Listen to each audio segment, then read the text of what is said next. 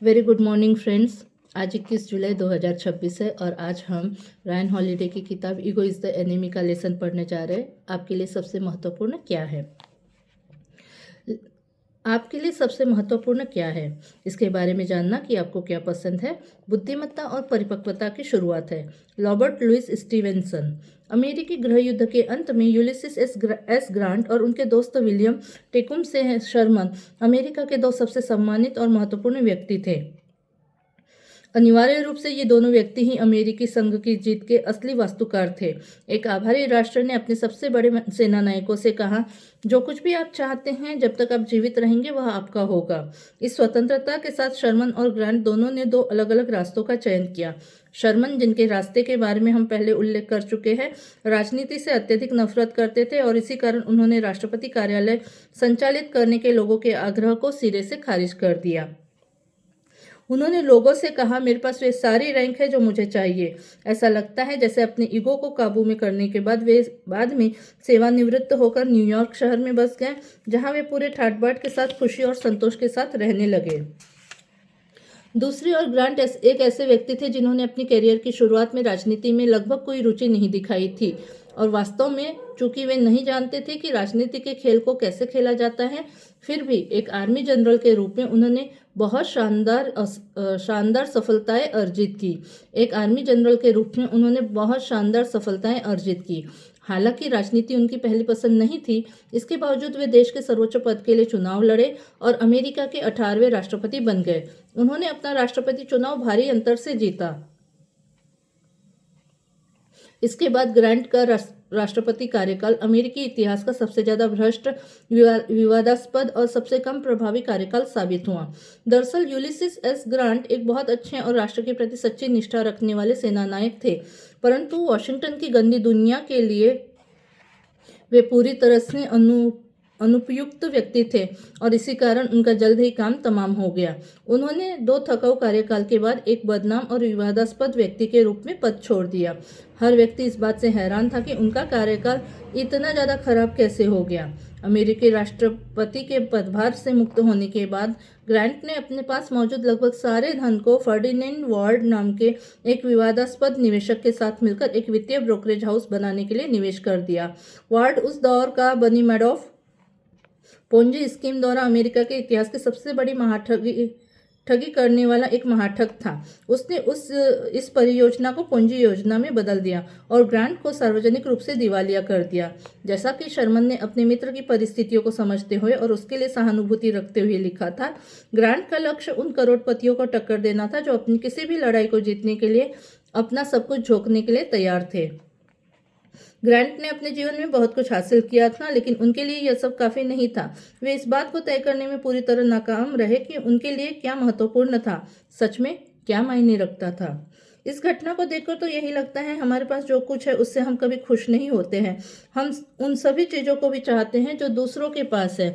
हम हर किसी से ज़्यादा चाहते हैं। हम यह जानना शुरू कर देते हैं कि हमारे लिए सबसे ज़्यादा महत्वपूर्ण क्या है, लेकिन एक बार जब हम उस महत्वपूर्ण चीज़ को हासिल कर लेते हैं तो हमारा ध्यान हमारी प्राथमिकताओं से हट जाता है। हमारा ईगो हमें काबू में कर लेता है और यह हमें बर्बाद कर सकता है। अपने सम्मान को बचाने की खातिर मजबूरी बस उस फर्म के ऋणों को चुकाने के लिए ग्रांट ने अपने अमूल्य युद्ध स्मृति चिन्हों को गिरवी रखकर ऋण लिया था। मन, आत्मा और शरीर से टूटे हुए ग्रांट ने अपने जीवन के अंतिम वर्षों को दर्दनाक कैंसर से जूझते हुए बिताया था और उन्होंने अपनी बुरी स्मृतियों से पीछा छुड़ाने के लिए काफ़ी जद्दोजहद की ताकि वे अपने परिवार के जीवन यापन के लिए कुछ छोड़ सके। वे जैसे तैसे यह सब कर पाए। इस महानायक की क्षीण हुई जीवन शक्ति के बारे में सोचकर कोई भी व्यक्ति कांप सकता है। ऐसा नायक जो केवल 63 वर्ष की आयु में अत्यधिक पीड़ा और निराशा की अवस्था में मर गया। एक सीधा और ईमानदार आदमी जो खुद अपनी भी मदद नहीं कर पाया और सही जगह पर ध्यान केंद्रित करने में असमर्थ आदमी अपनी महान प्रतिभा की सीमाओं से बहुत दूर चला गया। यदि ग्रांट राजनीति में नहीं आए होते तो वे उन वर्षों में क्या कुछ कर सकते थे। यदि वे अमेरिका के राष्ट्रपति नहीं बनते तो अमेरिका के हालात कैसे होते, वे और कितना कुछ कर सकते थे और कितने महत्वपूर्ण कार्यों को संपन्न कर सकते थे। ऐसा नहीं है कि इस मामले में वे अनोखे हैं। हम सभी नियमित रूप से बिना सोचे समझे या अनजान आकर्षण के कारण या लालच या घमंड के वशीभूत होकर इसी तरह की चीज़ों के लिए हाँ कह देते हैं, क्योंकि हम ना नहीं कह सकते, क्योंकि अगर हमने ना कह दी तो हम कुछ चूक सकते हैं। हमें लगता है कि इस हाँ से हमें और अधिक हासिल करने में मदद मिलेगी, जबकि हकीकत यह है कि हमारी यह हाँ हमें ठीक उन्हीं चीज़ों को हासिल करने से रोक देती है जिन्हें हम सबसे ज़्यादा चाहते हैं। हम सभी अपना कीमती जीवन उन कामों को करने में बर्बाद कर देते हैं जो हमें बिल्कुल पसंद नहीं है। उन लोगों के सामने खुद को साबित करने के लिए अपना समय बर्बाद कर देते हैं जिनके लिए हमारे मन में जरा भी सम्मान नहीं है, और उन चीज़ों को पाने के लिए अपना समय और ऊर्जा जाया कर देते हैं जिन्हें हम चाहते ही नहीं हैं। हम ऐसा क्यों करते हैं? खैर, यह अब तक हमारे स्वभाव का हिस्सा बन चुका होता है। हमारा ईगो हमें ईर्ष्या की ओर ले जाता है, और यह ईर्ष्या बड़े और छोटे सभी लोगों की हड्डियों को सड़ा देती है। जो व्यक्ति अहंकार के नशे में चूर हो जाता है, उसका अपना अहंकार ही उसको खुद को धोखा देकर उसकी महानता को कमजोर कर देता है। हम में से अधिकांश लोग अपने जीवन में हम क्या चाहते हैं, इस बारे में एक स्पष्ट विचार के साथ शुरुआत करते हैं। हम इस बात को जानते हैं कि हमारे लिए क्या महत्वपूर्ण है। हम जो सफलता प्राप्त करते हैं, खासकर अगर वह बहुत जल्दी या बहुत बड़ी मात्रा में आती है, तो यह हमें एक असामान्य स्थान पर पहुंचा देती है, क्योंकि अब अचानक हम एक नए संसार में पहुंच जाते हैं और यहाँ हमें अपने पुराने आचरण को बनाए रखने में परेशानी होती है।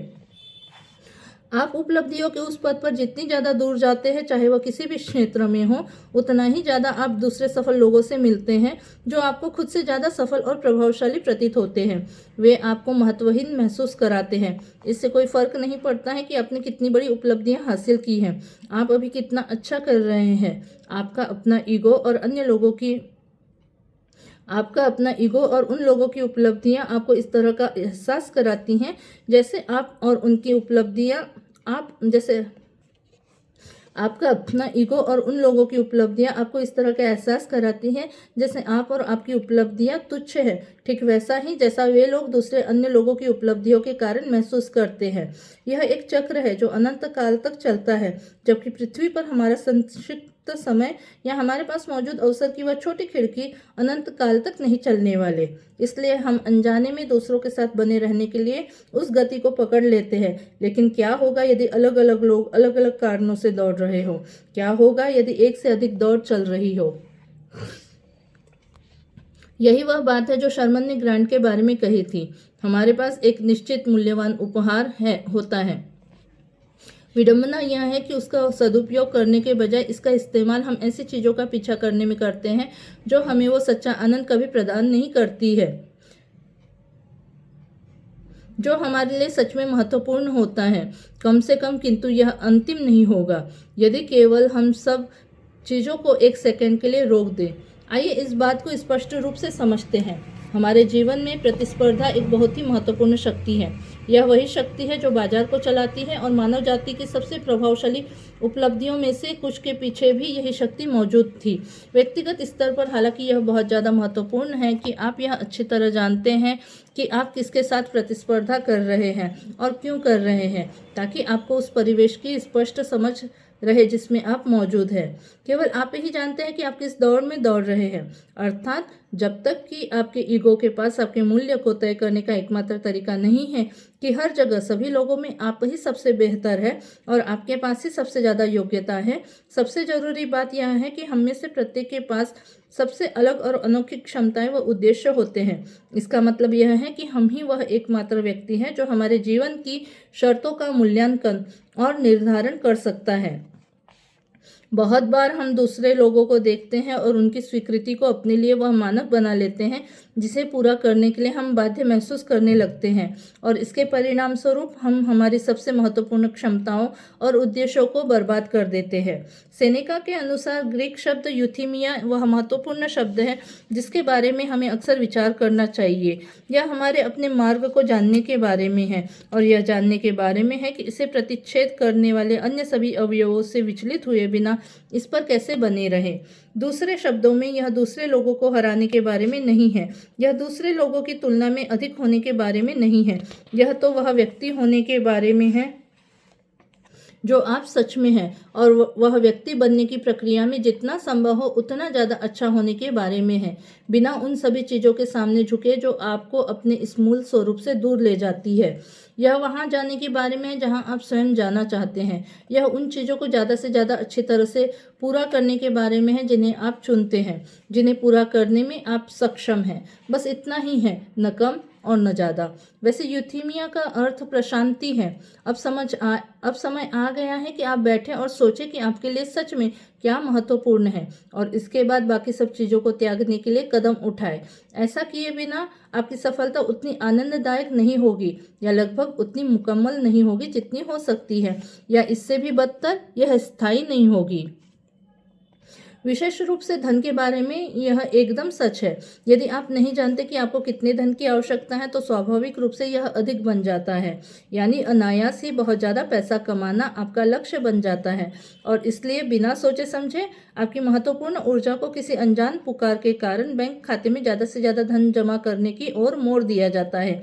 एक साहित्य चोर और कुख्यात पत्रकार जॉन लेहरर ने अपने पतन के बारे में विचार करते हुए कहा था, जब आप असुरक्षा और महत्वाकांक्षा को जोड़ देते हैं तो आप किसी भी चीज़ के लिए इनकार करने में असमर्थ हो जाते हैं। हमारा ईगो समझौताकारी अदला बदली को अस्वीकार कर देता है। समझौता क्यों? क्या सही है और क्या गलत है, इस बात पर सोच विचार किए बिना हमारा यह ईगो सब कुछ पाना चाहता है। हालांकि आप अपने जीवन साथी से प्यार करते हैं, फिर भी आपका ईगो आपको धोखा देने के लिए उकसाता है, क्योंकि आप वह सब कुछ चाहते हैं जो आपके पास मौजूद है, वह भी, और जो आपके पास मौजूद नहीं है वह भी। आपका ईगो कहता है कि निश्चित रूप से, भले ही आप अभी एक चीज़ पर काम करना शुरू कर रहे हैं, क्यों न बिल्कुल बीचों बीच किसी दूसरे काम में कूद जाए। आखिरकार आप ज़्यादा से ज़्यादा के लिए हाँ कह देते हैं, किसी ऐसी चीज़ के लिए जो सभी सीमाओं से परे है। हम कैप्टन अहाब की तरह बन जाते हैं, जो मोबी डिक का ऐसे कारणों के कारण पीछा कर रहे हैं जिन्हें अब हम समझ भी नहीं सकते। हो सकता है आपकी प्राथमिकता वास्तव में पैसा हो, या शायद यह परिवार हो। शायद आपकी यह प्राथमिकता प्रभावित या परिवर्तित होती रहती हो सकता है कि आपकी प्राथमिकता एक ऐसे संगठन का निर्माण करना हो जो स्थायी हो या किसी उद्देश्य को पूरा करता हो। ये सभी पूरी तरह से सही प्रेरणा है, लेकिन आपको इसको जानने की ज़रूरत है। आपको यह जानने की ज़रूरत है कि आप क्या नहीं चाहते हैं और आपकी पसंद किसे रोकती है, क्योंकि हर चीज़ के लिए रणनीतियाँ अक्सर एक दूसरे से एकदम विपरीत होती है। एक ही समय में एक व्यक्ति ओपेरा गायक और युवाओं का आदर्श पॉपस्टार नहीं हो सकता है। जीवन को समझौताकारी अदला बदली की आवश्यकता होती है, लेकिन हमारा ईगो इसकी अनुमति नहीं देता है। तो आप जो करते हैं उसे क्यों करते हैं, यही वह प्रश्न है जिसका उत्तर आपको स्वयं को देना है। इस प्रश्न पर तब तक गौर करें जब तक आप इसका उत्तर नहीं दे देते। तभी आप समझ पाएंगे कि आपके लिए क्या मायने रखता है और क्या नहीं। केवल तभी आप किसी चीज़ के लिए नहीं कह सकते हैं। क्या आप उन मूर्खों की दौड़ से बाहर निकल सकते हैं जो आपके लिए कोई मायने नहीं रखती हैं, या जिसका आपके लिए कोई अस्तित्व ही नहीं है? तभी आपके लिए सफल लोगों को नज़रअंदाज करना आसान होगा।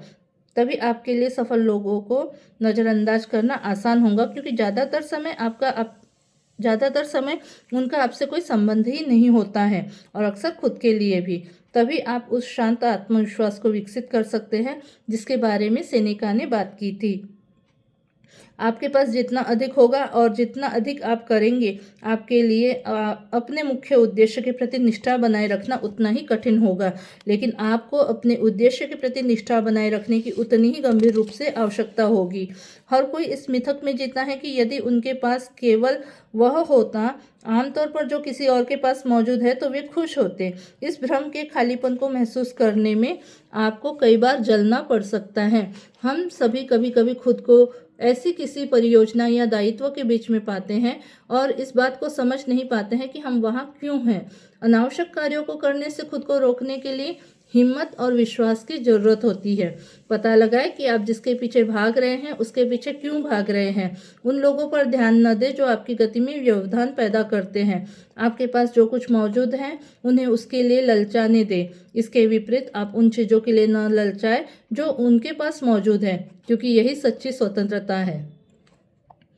पता लगाएं कि आप जिसके पीछे भाग रहे हैं उसके पीछे क्यों भाग रहे हैं। उन लोगों पर ध्यान न दें कि जो आपकी गति में व्यवधान पैदा करते हैं।